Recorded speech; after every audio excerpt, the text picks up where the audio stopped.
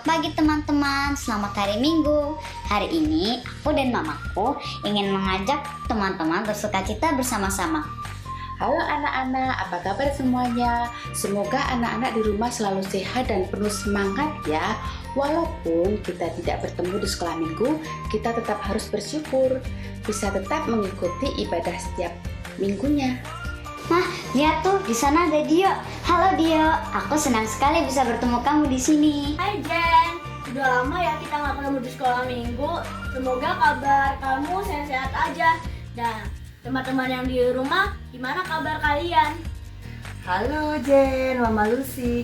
Senangnya kita bisa bertemu di ibadah anak saat ini. Dan anak-anak di rumah bagaimana kabarnya? Pasti merasakan kasih Tuhan terus setiap hari ya. Iya Mama Dio, tentunya kasih Tuhan tidak pernah habis dalam hidup kita. Untuk itu, mari kita bersama-sama membuka ibadah kita pagi hari ini dengan saling berbagi kasih. Mari kita menyanyikan lagu Kasih Engkau dengan kasih Tuhan.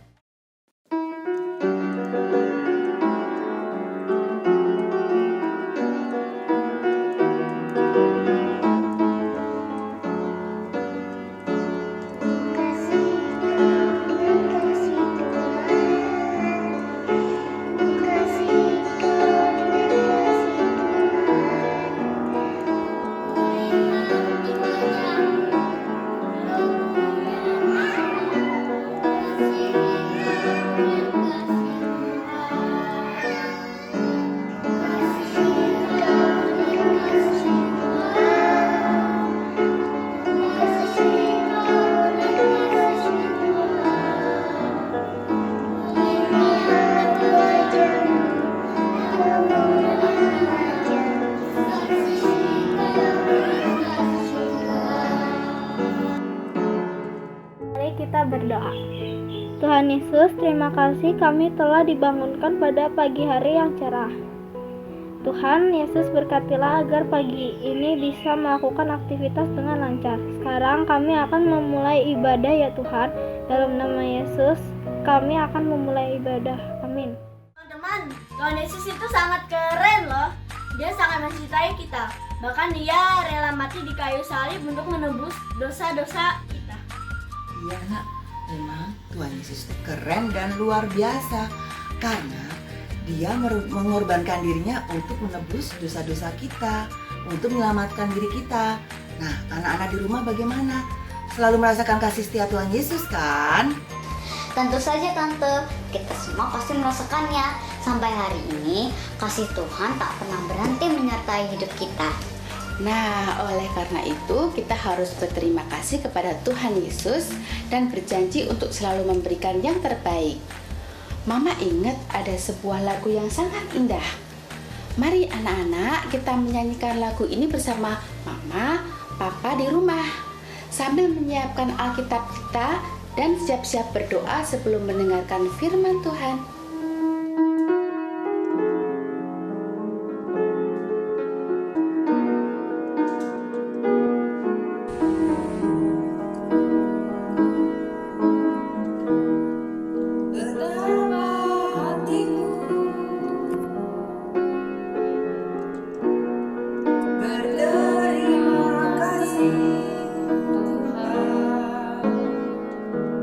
Engkau mengasihiku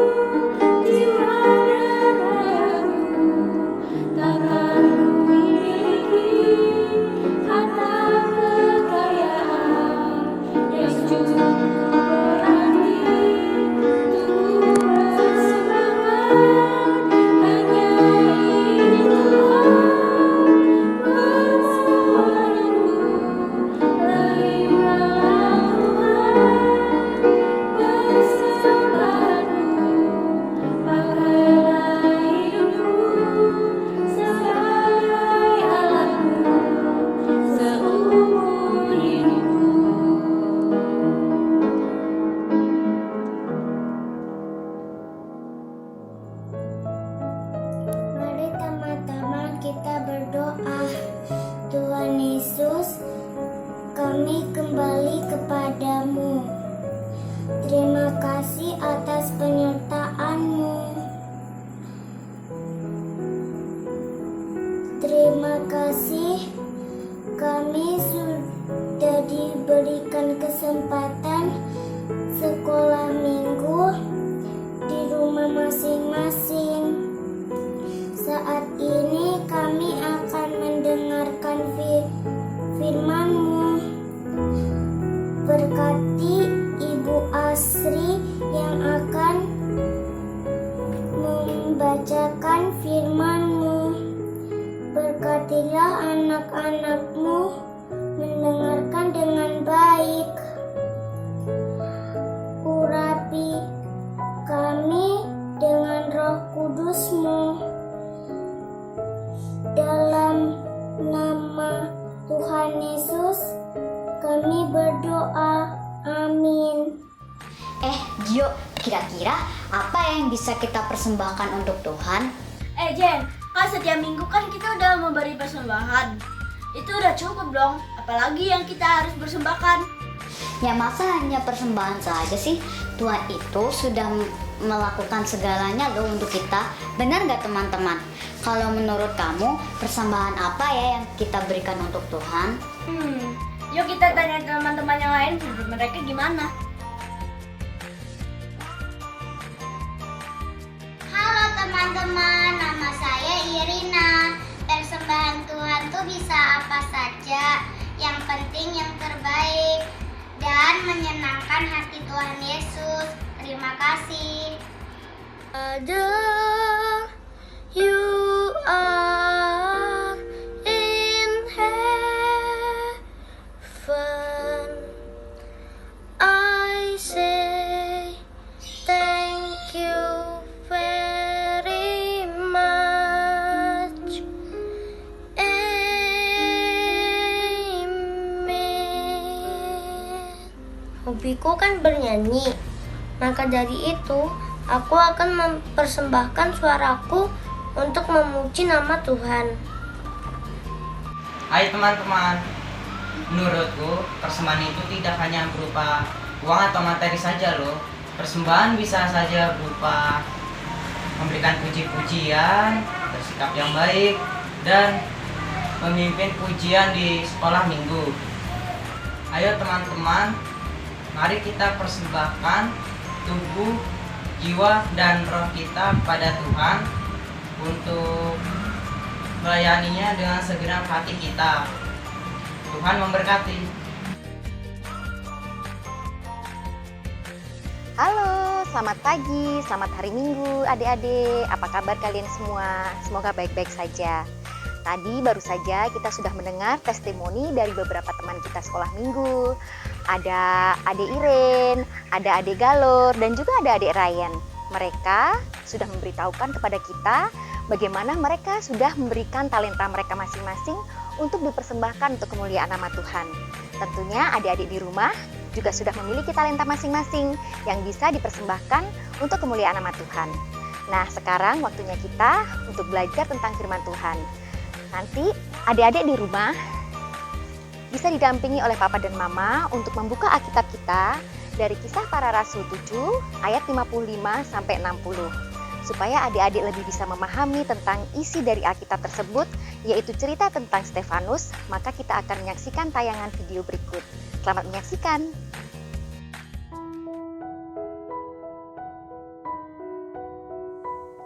Setelah kebangkitan Yesus, banyak orang menjadi orang beriman dan dibaptis. Ada seorang bernama Stefanus yang penuh dengan rahmat dan kuasa Tuhan. Ketika dia berkhotbah, orang-orang mendengarkan dia. Dia bijaksana dalam berbicara, menyembuhkan orang sakit, melakukan mukjizat, dan mengabarkan berita baik tentang Kristus di antara orang banyak. Suatu hari Stefanus pergi ke tempat umum dan memberitakan tentang Yesus kepada banyak orang. Para pemimpin dan orang-orang Farisi tidak senang dengan hal ini. Salah satu orang Farisi itu bernama Saulus. Dia membenci orang Kristen dan ingin menghancurkan mereka. Setiap hari dengan berpura-pura religius, para pemimpin itu mencari peluang untuk menangkap Stefanus. Karena semakin banyak orang yang mulai percaya pada Yesus, para pemimpin agama menyadari bahwa mereka telah kehabisan cara. Beberapa dari mereka memutuskan untuk membuat berita bohong tentang Stefanus dengan menyebarkan rumor bahwa Stefanus telah mengatakan hal-hal buruk tentang Musa dan Tuhan, dan ini disebut sebagai penghujatan. Ini adalah tuduhan yang sempurna untuk menyingkirkan Stefanus. Suatu hari, ketika Stefanus sedang berkhotbah, mereka menangkapnya dan membawa dia di hadapan mahkamah agama. Rencana jahat itu akhirnya berhasil. Stefanus diseret ke pengadilan dengan menghadirkan saksi palsu. Stefanus dituduh mengatakan hal-hal buruk tentang bait suci, menghujat Musa dan Allah. Stefanus dituduh telah mengatakan bahwa Yesus akan menghancurkan bait Allah dan mengatakan bahwa Yesus telah mengubah hukum Taurat. Ketika Stefanus mulai berbicara, Roh Kudus menghampirinya dan wajahnya mulai bersinar seperti malaikat. "Dengarkan aku," kata Stefanus. Semuanya terdiam saat Stefanus yang seperti malaikat itu mulai untuk berbicara. Dalam pembelaannya, Stefanus menceritakan sejarah bangsa Israel yang menolak Musa sebagai pemimpinnya dan justru berpaling dari Allah dengan membuat lembu emas. Di akhir pembelaannya, Stefanus menegur banyak orang bahwa mereka sama dengan nenek moyang mereka yang menentang Roh Kudus dan juga membunuh para nabi yang diutus Tuhan, termasuk membunuh Yohanes Pembaptis dan Yesus. Perkataan Stefanus tersebut membuat imam besar dan banyak orang dalam Mahkamah Agung marah. Mereka menangkap dan menyeret Stefanus keluar ke tembok kota. Mereka mengambil batu dan mulai melempari Stefanus. Batu-batu berjatuhan ke tubuh Stefanus hingga mematahkan tulang-tulangnya dan membuat banyak memar di tubuhnya. Tapi Stefanus tetap tak berhenti berdoa dan justru terus memberitakan kabar baik tentang Yesus. Sebelum Stefanus meninggal, dia berteriak, "Ya Tuhan, terimalah rohku." Kemudian Stefanus berlutut dan berkata, "Tuhan, jangan tanggungkan dosa ini kepada mereka." Seorang pria berdiri di sana bernama Saulus dari Tarsus, yaitu seorang Farisi yang pada mulanya ingin melakukan segalanya untuk menghentikan orang banyak yang percaya kepada Yesus. Pada akhirnya, Yesus akan menampakkan diri kepada Saulus dan Saulus akan menjadi orang percaya dan disebut sebagai Rasul Paulus.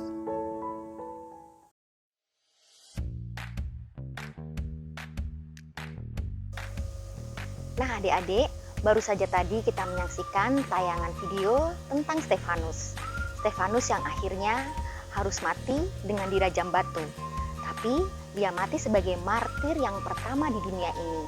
Martir adalah seorang saksi. Saksi yang membela nama Tuhan, yang memuliakan nama Tuhan sampai akhir hayatnya. Nah, dia sudah rela mengorbankan dirinya. Apakah adik-adik bisa seperti Stefanus? Nah, mungkin adik-adik berpikir, bagaimana caranya ya saya bisa seperti Stefanus yang bisa memuliakan nama Tuhan dengan apa yang ada pada diri kita. Nah, supaya adik-adik memiliki gambaran yang jelas, saat ini kakak akan bercerita tentang anak awan yang kecil, tetapi mau berkorban untuk orang lain. Nah, suatu ketika ada anak awan yang dia saat itu berada di atas lautan biru yang sangat luas. Waktu itu dia masih kecil sekali. Nah, kemudian dia membayangkan ketika suatu saat nanti dia mungkin bisa berada di atas daratan. Karena dia bosan sekali, yang dia lihat selama ini hanya awan-awan yang lain dan juga lautan yang sangat luas yang warnanya hanya biru saja. Dia mendengar dari ibunya, yaitu ibu lautan, bahwa di darat sana ada pemandangan yang sangat indah. Ada padang rumput yang hijau, ada tanaman-tanaman yang hijau, dengan bunga-bunga yang warna-warni, dan juga buah yang bermacam-macam. Serta para petani dan anak-anaknya yang sangat riang gembira karena selalu menikmati panen yang luar biasa. Nah, sampai suatu ketika, si anak awan ini sudah beranjak menjadi lebih besar, dan dia dibawa oleh angin menuju ke daratan. Nah, akhirnya cita-citanya tercapai, dia bisa menyaksikan daratan. Tapi ketika dia sudah sampai di atas daratan, dia sangat sedih karena apa yang dilihatnya tidak seperti yang selama ini diimpikan. Apa yang dilihatnya adik-adik? Ternyata daratan yang dia lihat saat itu sangat-sangat menyedihkan. Daratan itu terdiri dari tanah yang retak-retak karena kering kerontang. Kemudian tanaman-tanaman, rumput-rumput, dan pohon-pohon yang berada di atasnya juga kekeringan. Dahan-dahannya tanpa daun-daunan karena semuanya sudah rontok, apalagi buah maupun bunga. Nah, ketika angin membawanya agak jauh sedikit, dia melihat di sana ada seorang petani yang sedang merenungi nasibnya. Karena apa? Karena selama ini mereka tidak bisa panen. Jangankan panen, bibit tanaman yang mereka tanam di tanah yang kering kerontang itu tidak akan bisa tumbuh karena tidak ada air sama sekali.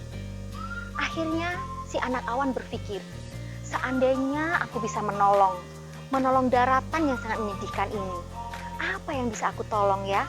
Nah, kemudian dia berpikir bahwa mungkin dia bisa membantu daratan tadi untuk bisa hidup kembali. Nah, caranya adalah apa? Yaitu awan harus memberikan hujan seperti kata ibunya. Nah, akhirnya si anak awan tadi, dia mengajak teman-temannya tadi ya, di antara di situ ada uap-uap air yang kecil-kecil, kemudian dikumpulkan bersama-sama sampai badan si awan tadi berubah menjadi besar, dan membesar. Akhirnya dia mendekat ke bumi. Tapi kemudian dia ingat pesan ibunya, yaitu ibu lautan, bahwa kalau kita dekat-dekat dengan bumi, dekat-dekat dengan daratan, maka kita akan mati, kita akan habis dan hancur. Dia berpikir, bagaimana caranya ya? Kalau aku tidak menolong, maka bumi, tanah, dan tanaman-tanaman di sekitarnya akan mati semua. Tapi kalau aku menolong mereka, aku sendiri yang akan mati. Tapi akhirnya, karena kerendahan hatinya, karena dia sangat empati, karena dia sangat peduli kepada bumi dan daratan tadi, maka dia akhirnya memutuskan dengan sukacita dan dengan keikhlasan. Saya tetap harus membantu, meskipun saya harus mengorbankan diri saya. Akhirnya, si anak awan yang sudah besar tadi semakin mendekat ke daratan, dan akhirnya turunlah hujan rintik-rintik. Dan lama-lama hujan rintik-rintik itu menjadi tambah besar. Namun apa yang terjadi adik-adik? Dan akhirnya awan yang besar tadi lama-lama habis dan menghilang. Dan tanah yang tadinya kering kerontang kemudian menjadi basah, rumput mulai tumbuh, tanaman mulai menghijau segar, berbunga dan berbuah. Dan tentu saja Pak Petani dan anak-anaknya kembali riang gembira karena menyambut panen. Nah adik-adik, itu tadi cerita tentang pengorbanan Stefanus untuk Tuhan Yesus dan juga pengorbanan anak awan untuk daratan supaya bisa menghijau kembali. Tentu saja adik-adik juga bisa seperti mereka, belajar untuk bisa berkorban untuk orang lain, untuk kebahagiaan orang lain, melakukan hal yang terbaik dari diri adik-adik dengan talenta yang adik-adik miliki. Adik-adik menurut dengan orang tua, mendengarkan nasihat orang tua, belajar yang rajin, membantu teman-teman, menolong sesama, mengasihi sesama, dan melakukan semuanya tadi dengan penuh keikhlasan dengan sukacita. Itu sudah merupakan persembahan yang hidup yang bisa dipersembahkan untuk kemuliaan nama Tuhan. Oke adik-adik, nah nanti adik-adik akan memiliki ayat hafalan. Silakan adik-adik nanti dihafalkan, diresapi, dan tentu saja dilakukan, dipraktekkan dalam kehidupan adik-adik sehari-hari. Selamat hari Minggu, Tuhan Yesus memberkati. Dadah!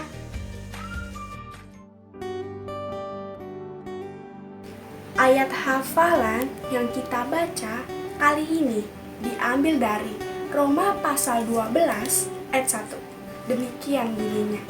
Karena itu, saudara-saudara, demi kemurahan Allah, aku menasehati kamu supaya kamu mempersembahkan tubuhmu sebagai persembahan yang hidup, yang kudus, dan yang berkenan kepada Allah. Itu adalah ibadahmu yang sejati. Demikian ayat hafalan pada minggu ini. Nah, anak-anak, tadi kita sudah bersama-sama mendengarkan cerita tentang awan yang mempersembahkan hidupnya untuk tanah yang kering. Juga tentang Stefanus yang mempersembahkan hidupnya untuk Tuhan. Sekarang Mbak Pipit akan mengajak adik-adik untuk membuat awan dan menuliskan hal-hal yang kita mau persembahkan untuk Tuhan di pelanginya. Oke, caranya kita siapkan kertas atau karton apa aja yang ada di rumah. Terus kertas warna-warni atau kertas putih yang diwarnain juga boleh.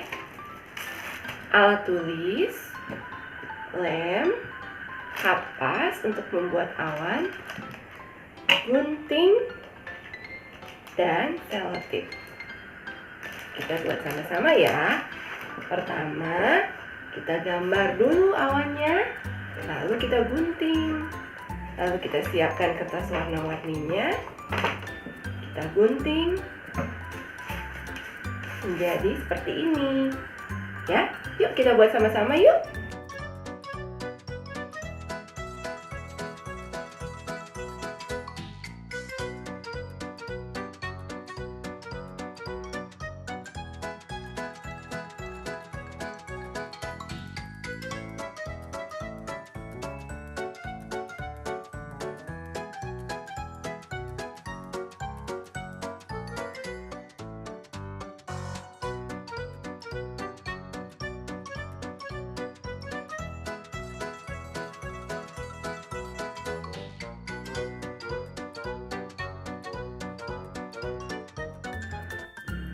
Nah, jadinya seperti ini ya.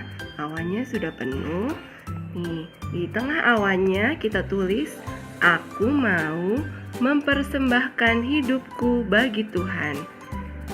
Nah, di bagian pelanginya kita tulis hal-hal yang mau kita lakukan sebagai persembahan untuk Tuhan. Misalnya, kita mau lebih sabar, kita mau menyayangi binatang, kita rajin belajar, mau membereskan mainan kalau udah selesai, dimainkan, membuang sampah pada tempatnya, lebih banyak lagi membantu orang tua di rumah. Nah, aktivitas kita hari ini sudah selesai. Selamat membuat aktivitas. Dan ada lagi, kalau adik-adik mau bikin bentuk yang lain, bisa bentuk seperti ini. Awan dikasih titik-titik hujan. Yang tadi kita mau lakukan ditulis di bagian titik-titik airnya. Selamat membuat.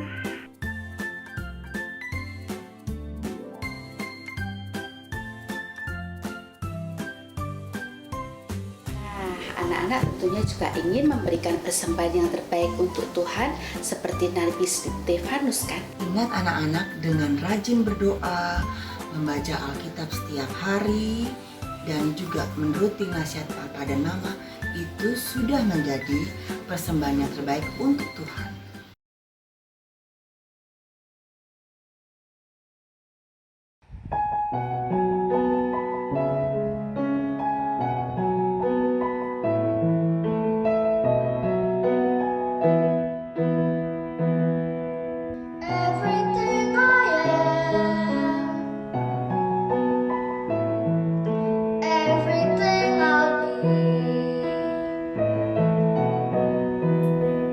I'll give